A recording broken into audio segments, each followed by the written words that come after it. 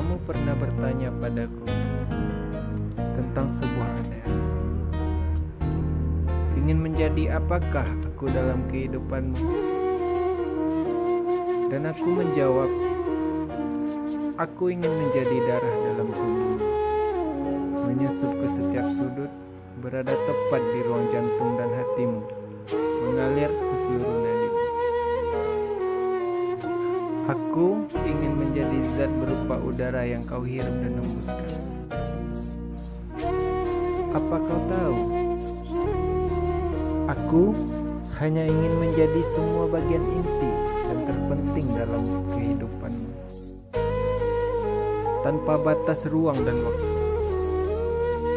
Walaupun aku menyadari tidaklah mudah menjadi pemilik hati, tapi setidaknya aku selalu berusaha menjadi penjaga hati. Walaupun aku tahu tidaklah mudah juga untuk menjaga hati, tapi aku selalu menguatkan dalam setiap orang.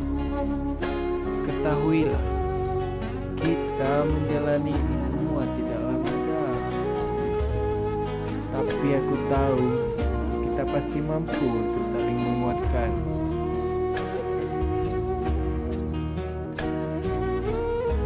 Aku adalah kamu, dan kamu adalah aku. Kita berdiri dalam dua tubuh, tapi hidup dalam satu hati. Aku adalah kamu, dan kamu adalah aku. Kita berdiri dalam dua tubuh, tapi memiliki arah dengan tujuan yang sama.